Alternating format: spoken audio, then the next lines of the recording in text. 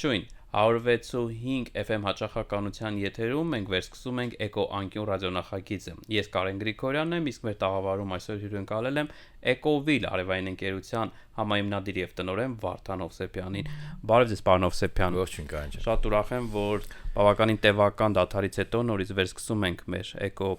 անկյուն ռադիոնախագիծը եւ շարունակելու ենք զրուցել ամենակարևորի եւ հետաքրքրի մասին։ Ես եւս։ Պարոն Հովսեփյան, առաջի հարցը, որ ուզում եմ տալ, կարծում եմ շատերը նկատած կլինեն, ինչ որ բան է կատարվում արևային էներգետիկայի, այսպես ոլորտում, շուկայում, խոսենք այս մասին, ինչպես կգնահատեք ընդհանուր իրավիճակը Հայաստանում եւ ապա կամփոփենք արդեն 2025 թվականը։ Իրականում ամեն ինչ փոխկապակցված կարող ենք համարել թե օրենսդրական, թե ոլորտի զարգացման եւ թե տրամաբանական շղթայի շարունակությամբ։ Մի փոքր կտարանջատենք, երևի սկզբից օրենսդրական փոփոխությունները, թե այն ինֆորմացիան, որ հայտնի եւ ստույգ է, եւ թե այն ինչը մենք ոլորտի մասնակիցներս, ներկայացուցիչներս կարծում ենք, մի փոքր դրա մասին խոսելով ինձ թվում է կկարողանանք մեր հետևորդներին, ռադիոլսողներին եւ նաեւ ռադիոդիտողներին փոխանցել են ինֆորմացիան, որին որ ոլորտի մասնագետներն են տիրապետում։ Այսպես նախորդ տարի 2025 թվականին հայտնի դարձավ, որ 2026 թվականի մայիսի 1-ից ուժի մեջ է մտնելու օրենքի փոփոխություն, ըստ որի այսպես տերմինով կոչվում է net metering, որը իր գաղափարը հանդիսանում է հետեւյալը, երբ որ դու արտադրում ես արևային կայանով ծեփական տուն կլինի, գործանեական չի, կարողանում ես կուտակել էլեկտրական ցանցերում եւ տարվա ընթացքում օգտագործել, երբ որ ունես դրա կարիքը։ Այդ ամենակարևոր մեխը հանդիսացող կետը օրենքի մեջ փոխվում է, որի հետգնման process-ը հետգնում չի ինքը, ավելի շատ դու արտադրում ես կիլովատ ես տալիս եւ երբ անհրաժեշտություն ես ունենում, այդ կիլովատը հետ ես տանում, որպեսզի մատչելի լինի, մի փոքր օրինակով կարող եմ բացատրել, ենթադրենք հունիս ամսին դու արտադրել ես 1000 կիլովատ էլեկտրաէներգիա, սպառել ես 800 կիլովատ էլեկտրաէներգիա, 200 կիլովատը գնում է ԻՊԱ, դա դու չես վաճառում հետո գնում, որպես կիլովատ տալիս ես հեցին, ձմռանամիսներին, գիշերային ժամերին, ցանկացած այլ քիչ արտադրանքի կամ շատ սպառման պարագայում կարողանում ես առանց որևէ վճարի հետ ստանալ քո 200 կիլովատը։ Այս պարագայում դա դուրս է գալիս տարեկան, ըստ օրենքի նախագծի, որը շրջանառվում է, դուրս է գալիս տարեկան հաշվարկային մեխանիզմից, ինչը նշանակում է, որ այն տնտեսվարողները կամ անձիկ, ովքեր ուզում են ավելի մեծ արևային կայաններ տեղադրել, որպեսզի ջեռուցում իրականացնեն կամ ձմեռային թույլամիսներին եւս կարողանան անվճար էլեկտրաէներգիա ունենային, շատ դեպքերում դա 100%-ով այլևս հնարավոր չի լինելու ապահովել, ինչը նշանակում է բնականաբար ծավալների նվազեցման, թե մեկ տեղադրվող կայանի հզորության ծավալները, թե ընդհանուր շուկայում տեղադրվող արևային քանակը։ Սա այն կարևոր փոփոխությունն էր, որը որ սպասվում էր մեզ 26 թվականին եւ իր արդյունքն ու պտուղները ոչ դրական, բացասական, այսօր արդեն զգացնել է տալիս, հենց դա է այն խառնաշփոթ չասեմ, բայց անհանգստությունը ոլորտում, այո, լավ բառ է, որը որ տիրում է եւ զգացվում է ոչ միայն ոլորտի մասնակիցների, այլ նաեւ հասարակ տնտեսվարողների, հասարակ բնակիչների եւ բոլոր մարդկանց մոտ։ Պարոն Հովսեփյան, բայց կհամաձայնվեք, որ սա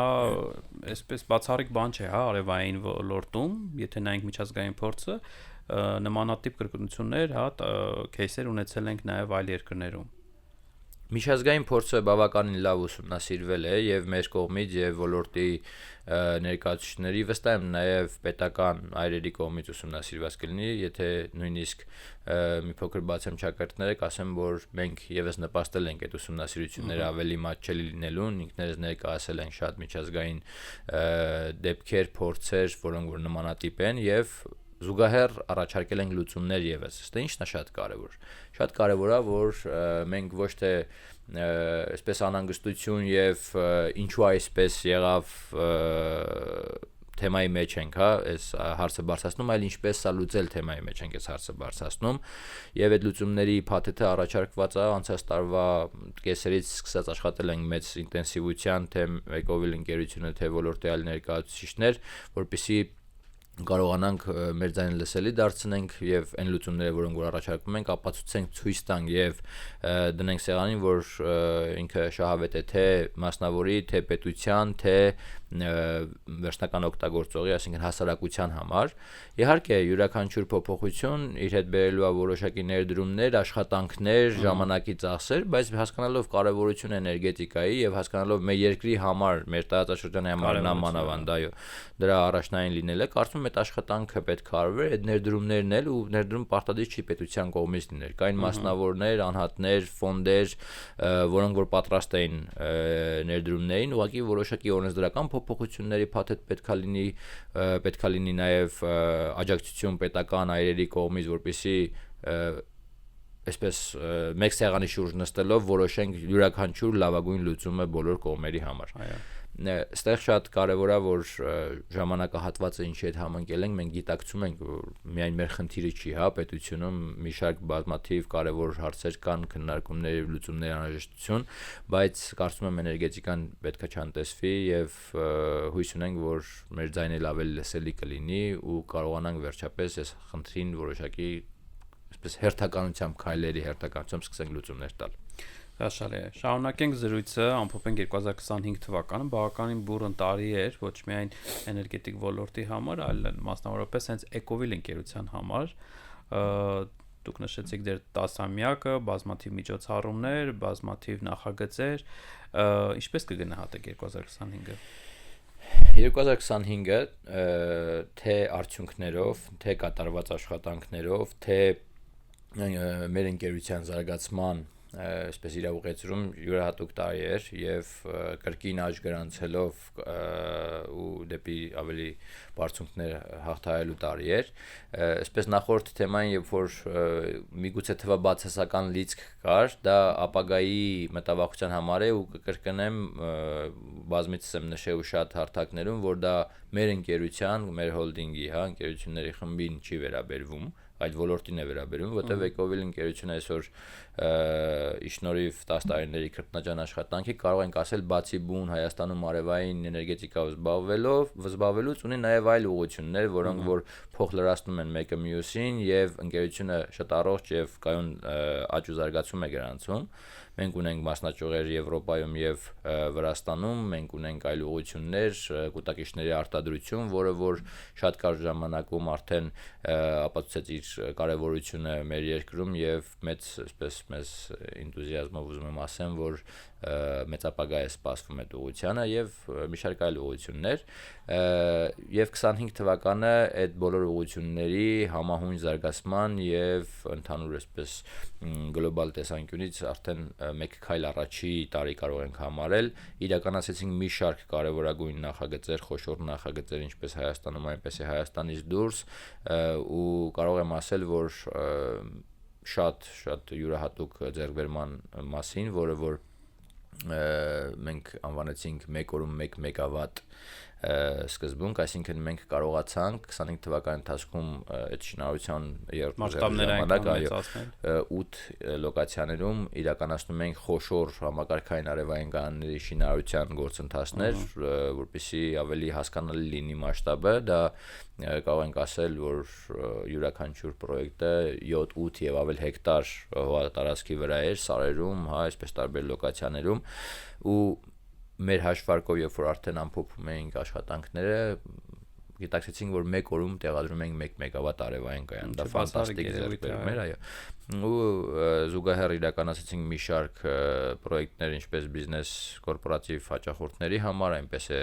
տներում գերազանցեցինք 10,000 հաճախորդի շեմը, այսպես բավականին կարող եմ ասել, որ ակտիվ եւ հաջող տարի 2025 թվականը։ Չհաշված եւ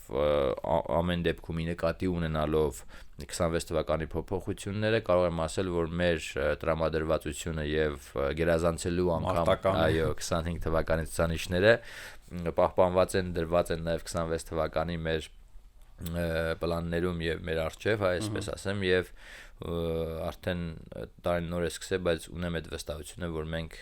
կարողանալու ենք գերազանցել նույնիսկ այդքան հաջող 2025 թվականը։ Շատ լավ, պարոն Հովսեփյան, այ խոսեցիք լուծումներից, ենթադրում եմ, որ լուծումներից մեկը հենց կուտակիչների մասին էր խոսքը, ինչը եւ Էկովիլը կրկին առաջինն է, հա, առաջի անգամ Հայաստանում արտադրվում են կուտակային համակարգեր, խոսքը արեգա կուտակիչների մասին է։ Հաջորդ հարցս հենց դրա մասին է, ինչպես եք տեսնում արևային էներգիայի եւ էներգակուտակման ապագան, հա, Հայաստանի Հանրապետությունում առաջիկա 10 տարիների ընթացքում։ Դա ապագան է ամբողջ աշխարհում, երբ որ խոսում ենք այո փորձից, խոսում ենք լուծումներից, միջազգային փորձից նաև հենց ամենակարևոր եւ մեծ շեշտադրումներից մեկը կուտակիչներին է իրականացվում։ Այստեղ եւս կարելի է տարանջատել մի քանի սեգմենտների, կարելի է դա ուրեմն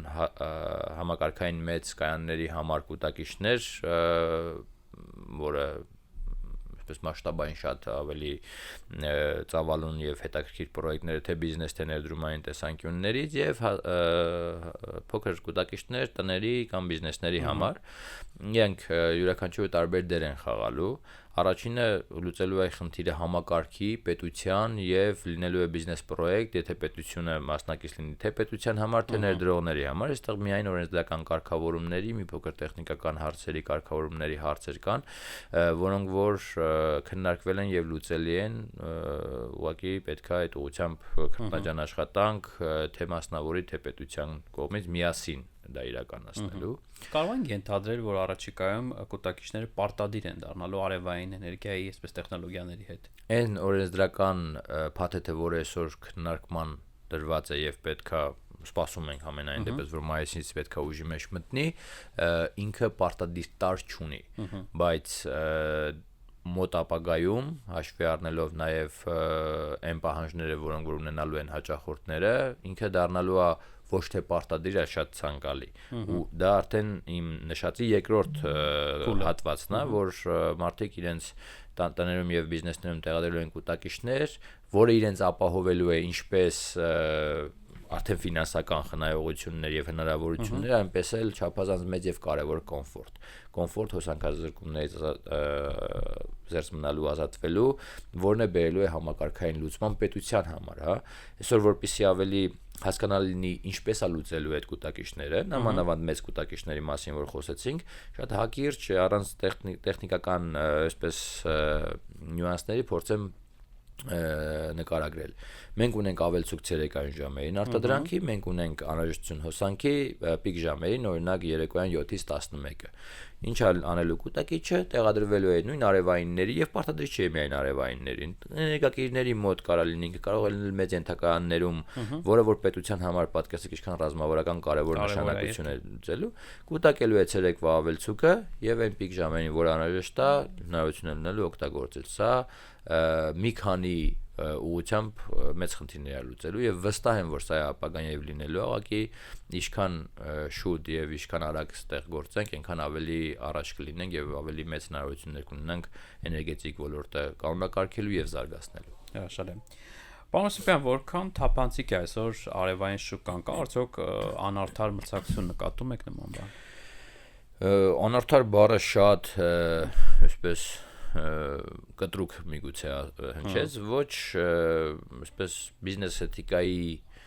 շրջանակներում կամ մեզ ոչ հարազատ այսպես մոտեցումներ մենք շատ ենք նկատում, բայց վստահ եմ որ դա յուրաքանչյուր ոլորտում կա, ոչ միայն արևային էներգետիկայում, հա, ինչու՞մ կարամ դա պարզաբանեմ, որ նկատում ենք տեղադրումներ, նկատում ենք պրոյեկտներ, որոնք որ տեխնիկապես ճիշտ լուծումներ չեն տրված, որից կարա բխի երկու ուղղություն, մեկը մասնագիտական հնարավորությունները եւ փորձը այդ թիմի, որը կամ այդ ընկերության, որը որ կազմակերպել է, երկրորդը միտում ավելի մատչելի ստանալու, որպեսզի կարողանան ավելի, չգիտեմ, էժան գնով պրոյեկտներ վերցնեն։ Իհարկե դա շատ վատ է ու շատ վատ է ոչ միայն այդ մարդու համար, որ տեղադրել է այդ ոչ համապատասխան որակի սարքավորումները կամ ոչ համապատասխան ինժեներական լուծումներով կայանը, այլ նաև վատ է ոլորտի համար, որովհետև երկարաժամկետ երբ որ սկսեցին այդ համակարգերը իրենց արդյունքը չտալ եւ մարդիկ սկսելու են բողոքել արևային էներգետիկայից ընդհանրապես, ինչը միանշանակ այդպես չի եւ մենք մեր փորձով ցույց ենք տվել, որ 10 տարվա ընթացքում ունենք տեղադրած արևային կանոններ, որոնք իդեալական աշխատում են եւ դեռ երկար ժամանակ աշխատելու են։ Արևային էներգիան կարող է արդյոք լուծել էներգետիկ անվտանգության հարցը Հայաստանում, թե սա ինչ-որ առումով չափազանցված էսպես սպասում է։ Մեջտապես առիթ եղել է սրա մասին խոսենք եւ աշխարհում չկա որևէ միտեղ, որ միայն արևային էներգետիկան հնարավոր լինի ամբողջությամբ ինչ որ էներգետիկ անկախության հարց լուծել, բայց դրա չափաբաժնի մեծ լինելը բավականին կարեւոր է պետության համար լինում, նամանավանդ մեր նման պետության համար, որ թեպետ ունի էներգետիկայի էլեկտրաէներգիա արտադրման տարբեր ռեսուրսներ, բայց հումքի տեսանկյունից մենք սեփական հումք բացի վերականգնվող էներգետիկան ոչ մի այլ տարբերակներ, հա, այլ բնագավառում չունենք, թե ատոմային կլինի, թե ջերմային կլինի, ու այստեղ մենք ջրային ռեսուրսների սակավության եւ սահմանափակության մասին ենք խոսել, իսկ մնում է այստեղ ուրեմն դե քամին էլ Հայաստանում այդ ուղղությունը զարգացած չի, հուսամ դրա հնարավորությունը եւս կունենանք մի օր խոսելու եւ ասելու, որ դա եւս մեծ օգուտ կարող է տալ, այստեղ մնում է արևայինը, իսկ արևայինի էներգետիկ անվտանգության եւ անկախության մեջ ամենակարևոր տարրերից մեկը հենց ակումուլյացիաներ, որի մասին խոսեցինք, այսինքն ձեր հարցին այսպես մեկնաբանելով, գալով հասնելով պատասխանեմ, այո, կարող է լուծել ոչ ամբողջությամբ, բայց միևնույն ժամանակ լուծման ընթացքում անհրաժեշտ են փոփոխություններ, ներդրումներ եւ կուտակման կայանների արկայություններ։ Եվ անհրաժեշտություն։ Պարոն Սեփյան, խոսեցիք փոփոխություններից, ինչ է կարծում, լավ, ինչ սխալ արվեց այս տարիների ընթացքում էներգետիկ ոլորտում, որ հանգեցրեց նման խնդրի կամ բերեց այս ամենին։ Տեսեք, շատ անպագորգոր է սխալների մասին խոսելը եւ ասում չի կարելի մատնանշել անընդհատ սխալները։ Իմ կարծիքը կասեմ, կամ եթե ես լինեի այն մարդը, որ կարողանար այդտեղ փոփոխություններ կամ որոշումներ կայացնել, ինչպես կանեի, ինձ համար մեծ քանի որ հարցը տենց եք ուղիղ տենց պատասխանեմ, սխալը նրանում էր կայանում, թե ինչքան կտրուկ այս ամեն ինչը տեղի ունեցավ։ Արևային էներգետիկան մի օրում չէր էլի, որ այսպես զարգացավ ու հոպ մենք միանգամից ունեցանք խնդիրներ։ Չէ, դա այդպես չի եղել։ Եղել է ժամանակի ընթացքում, տարիների ընթացքում քրտնաջան աշխատանքների արդյունքում մի շարք նոր ընկերությունների բացվելով, բոլորը խոսում էին արևային էներգետիկայից, բոլորը տեսնում էին ամեն օր փողոցներով անցնելիս, ճանապարհներով գնելուց, բացի առավելությունները տեսնում էին օրեցօր ավելացող արևային կայանները, հասկանում էին, այս ոլորտը զարգանում է եւ եթե ինքը զարգանում է, ինչ հետևանքներ ինքը կարող էր ունենալ։ Մենք որ խրախուսվում էր այս ոլորտը պետական բարձր ացիաների կողմից եւ ոչ դրա մասին այ խոսքը 2025 թվականի հունիսը մինչեւ մենք ունեցել ենք ոչ միայն օրենսդրական, այլ նաեւ սուբսիդավորման, ֆինանսավորման, բացարձակ եւ բացառիկ լավ պայմաններ, ինչը պետության կողմից խրախուսման արդյունքում զարգացինք, մենք միասին զարգացնում ենք եւ կտրուկ միանգամից թե հանել սուբսիդավորումները, թե զրկել ֆինանսական այդ բարենպաստ ռեսուրսներից, թե փոփոխել օրենսդրական կտրուկ փոփոխություններ, որը ոչ բարենպաստ է դարձնելու, սա մեկ տարվա ընթացքում ավելի կարճ, քան մեկ տարվա ընթացքում, հավատացեք, որ շատ կտրուկ էր 10 եւ ավել տարի զարգացած ոլորտի համար, այո։ Եվ ինչ ես կանեի, ես դա կանեի ավելի փուլային, թեպետ հասկանալով իրավահասական լինելը կամ մոտենալը, եւ այն մարդիկ, ովքեր որ պատասխանատու էին այս ամեն ինչի համար, իրենց հարց կտայիք, ասեի Ժորժ ջան, բա ոնց է եղել, որ 2 տարի առաջ, երբ որ մենք հասել ենք մի շեմի, որ կանխատեսելի էր, որ պետքա վտանգավոր լիներ, ինչի մենք քայլեր չենք ձեռնարկել, այլ ընդհակառակը խրախուսել ենք եւ կտրուկ ասում ենք վերջ։ Այս ոլորտը էլ մեզ համար հետաքրքիր չի, ինքը մեր համակարգին վնաս է տալիս, всё, արևային ինչպես կարող ես, այնպես գոյատևիր, այո։ Պարոն Սեփյան, հետաքրքիր է, թե այսօր ձեզ հնարավորություն տրվեր փոխել մեկ բան, հա, Հայաստանի Հանրապետության էներգետիկ հակականության մեջ, որը կլիներ դա։ Էներգետիկայի նախարարություն ունենալը, ասես մի անգամ իսկ կտրուկ պատասխանեցին, նույնիսկ չմտածեցի, որովհետև նոր հենց դրա մասին էինք այո գործընկերների հետ խոսում, որ իմ կարծիքով մեր երկիր, որը որ ունի ատոմակայան, երկիր, որը որ ունի ավել արտադրանք, քան սպառում եւ մի փոքր էլ դեռևս շրջափակման մեջ է էներգետիկ տեսանկյունից եւս, որովհետեւ չունենք այսօր հարևանների հետ այն ծավալի հոսանքի փոխանակում կամ առևտուր, որը որ մեր երկրին անհրաժեշտ է, էներգետիկայի նախարարությունը կհամարեի անհրաժեշտ քայլ։ Քաղաքականությունից հեռու լինելով չեմ ուզենա այլ ուղղությունների անդրադառնալ, բայց հենց որ նշեցի այսօրվա խոսակցության մեջ ասում են գյուղատնտեսություն եւ էներգետիկա, այս երկու ուղղությունն էին շեշտում գյուղատնտեսության ոլորտից մեծ գիտելիքներ չունեմ, չեմ կարող դրա մասին ասել առաջ հայացքից իհարկե որպես Հայաստանի քաղաքացի մարդով որ պատկերացնում է ոնց է նաև տնտեսությունը զարգանում համարում եմ որ գյուղատնտեսությունը կարևոր կլիներ եւ գյուղատնտեսության նախարարությունը ոչ միայն գյուղատնտեսությունը բայց էներգետիկայի նախարարությունը այսօր կարևոր է որ այո մեր երկիրը ունենա որպեսզի լինի կառույց համակարգող ամբողջությամբ զբաղվող այդ ուղղությամբ նաև վերահսկող այո Պարոն Հովսեփյան, ինչու շատ արևային ընկերություններ դուրս եկան շուկայից վերջին 1-2 տարվա ընթացքում եւ մասնավորապես վերջին մի քանի ամիսների ընթացքում։ Հենց խնդիրները սրանք էին, թե կան այլ պատճառներ, որոնց մասին լռում ենք։ Խնդիրները մի քանիսն էին, ինչպես մասնավոր կառավարման մեջ, այնպես էլ հենց նշված սորենսդրական կամ կտրուկ փոփոխությունների հետ կապված Տեսեք, երբ որ շուկան սկսեց արագ վերափոխվել եւ հասարակությունը չասեմ սովորեց, այլ տեսնում էր հնարավոր էժան ռեսուրսներն ու տեղադրման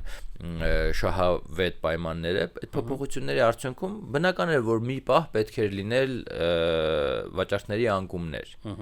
Մենք եւս ունեցել ենք այդ ժամանակավոր անկումը, բայց դրան գիտակցաբար պատրաստ ենք մոտեցել, հասկանալով որ սուբսիդիաները օրինակ դուրս եկավ 0%-ով տոկոսադրույքները դուրս եկան, մարդիկ ինչ որ մի պահ ով որ որոշել էր տեղադրել արևային կայաններ, մի պահ սկսեին սպասել եւ այլն։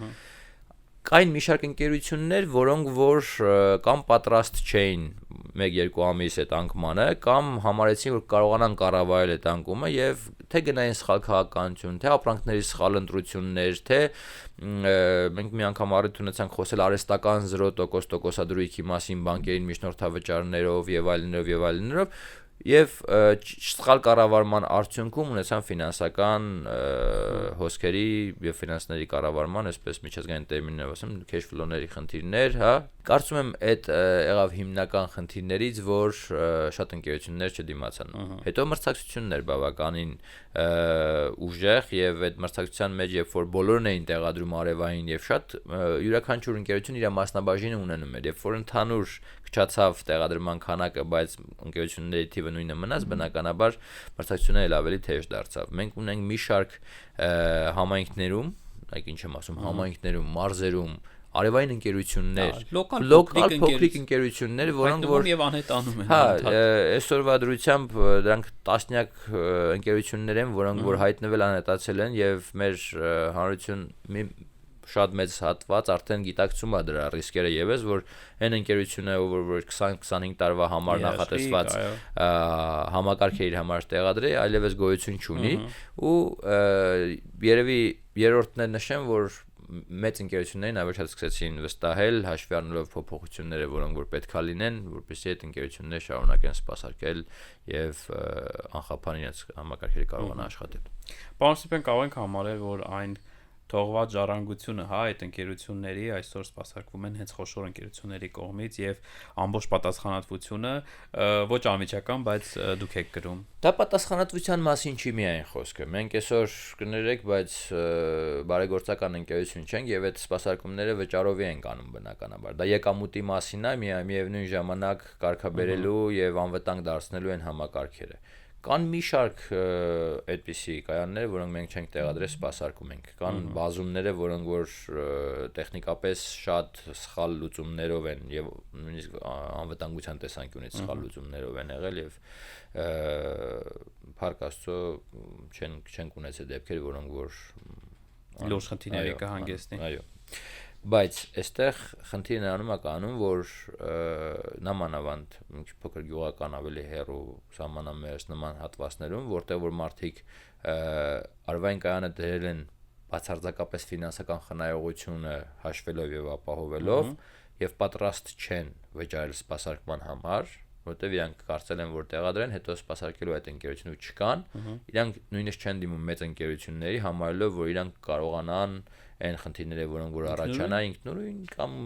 այդ ժամանակ, հա, հենց խնդիր կլինի կդիմենք սկզբունքին, որը որ կարող է ավելի ուշ լինի եւ անդառնալի հետևանքներ ունենա։ Խնդիրը դառնում է կանում։ Մեծ կանաններում բիզնես նպատակով տեղադրած կլինի կամ սեփական կարիքների համար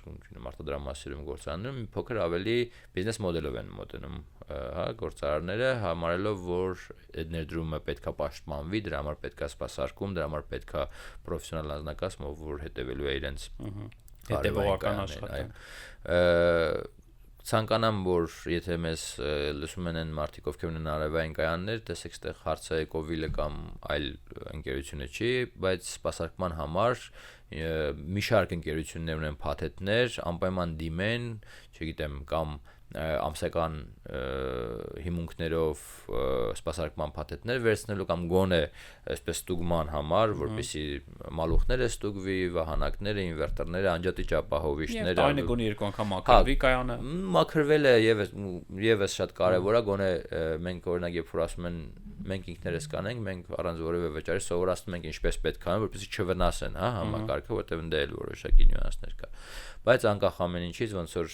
ցանկացած սարքավորում, ցանկացած տեխնիկա, ցանկացած ապրանք, խնամքի հարարություն։ Այո, իհարկե, խնամքի հարարություն ունի, որը շատ մատչելի խնամքի տարբերություն շատ այլ համակարգերի։ Պարոն Սիփյան, ամփոփելով այսօրվա մեր զրույցը ուզում եմ խոսել լիցենզավորման մասին, արդյոք անհրաժեշտություն կա ավելի խստացնել այս լիցենզավորման ընթացքը նոր սկսվող, նոր բացվող ընկերությունների համար։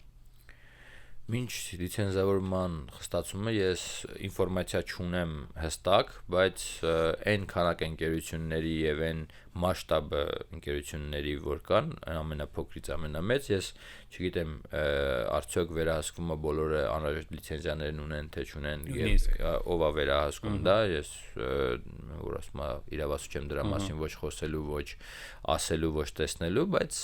դրա անհրաժեշտությունը կա, որ գոնե այն ինչը որ ունենք, խստիվ պահպանվի։ Այստեղ բացի լիցենզավորումը վերահսկողության եւ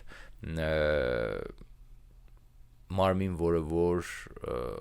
այսպես այս համակարգերի կուրացիայով կզբաղվի, արևայինների տեղադրման ստանդարտներով, ոչ պետականը այստեղ չի կարողանալու դրա մասին աշխատել։ Այստեղ պետական լծակներ են պետք լինելու կամ գոնե որոշումներ, որոնք որ արդեն ոչ պետականը կարողանա այդ որոշումներով գա։ Օրինակ ձեզ կարող եմ ասել ներկրվող ապրանքների որակային չափանիշները կան։ Դուք գիտեք ինչ է կարելի ներկրել Հայաստան, ինչ վահանակներ, ինչ տեսակի։ Ցանկացած։ Չկա ստանդարտավորում, ոչինչ չկա։ Ինչ ծևի պիտի արտադրողը լինի, ինչ սերտիֆիկատներ պետք է ունենա, ինչ առաջնային թե երկրորդային շուկայից։ Նույնը ես մի քանի անգամ տեսել եմ արդեն կուտակիչների ոլորտում, որը որ նոր է սկսվում եւ պատրաստի կուտակիչները Չինաստանից եղել են օգտագործված սելերով։ Մենք ունեցել ենք մի շարք դեպքեր արևային վահանակները, որոնք որ եղել են օգտագործած երկրորդական շուկայից եւ չես կարող պայքարել կամ փնովել գնալ ասել գիտես քեզ չես կարող իմանալ ով առաջարկ արել այդ հաճախորդին, որին որ դու ես եւս արել եւ բնականաբար չես ասում այ կարող է քեզ օգտագործած վահանակ են տվել, բայց շուկայում քանի որ շրջանառվում էր, արդեն պետք էր ուղղակի տեղեկացնել եւ իրազեկել ու մարդիկ իմանային որ նման խնդիր կա ունտրեն մեծ որակավորված ընկերություն։ Բայց կարծում շատերն հենց միտումնավոր են նման բաներ անում, ուղղակի գումար, հա, արագ վաստակելու համար։ Դե հենց այն առաջի հարցերից մեկն էր, որ ասեցինք ինքը լինում է երկու փուլի բաժանված, մեկը գիտակցական, այսինքն մարդը գիտակցաբար գնում է բերում է վատ ապրանք էժան, որպեսզի կարողանա վաճառել գումար վաստակել եւ իրան չի հետաքրքրում այդ ապրանքը ինչքան կծառայի, ինչ էֆեկտիվության եւ անվտանգության։ Եվ երկրորդը մարդկանց պրոֆեսիոնալ ունակությունների, հա, այսպես հմտությունների դեռևս փորձի համատաբար պակաս լինելը, որ չգիտակցում, որ դա այդ որակային ապրանքը չի, հա, չի տիրապետում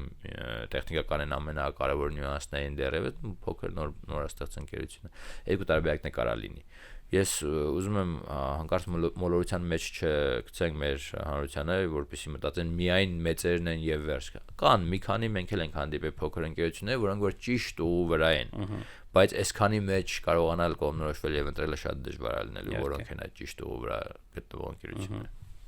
106.5 FM հաճախականությամբ էկոանկյուն ռադիոնախագիծներ, որը կարող եք ոչ միայն լսել, այլ նաև դիտել։ Ես Կարեն Գրիգորյանն եմ, իսկ այսօր մեր հյուրն էր Էկովիլ արևային ընկերության համահիմնադիր եւ տնօրեն Վարդան Օսեփյանը։ Շնորհակալ եմ։ Շնորհակալություն, Կարեն։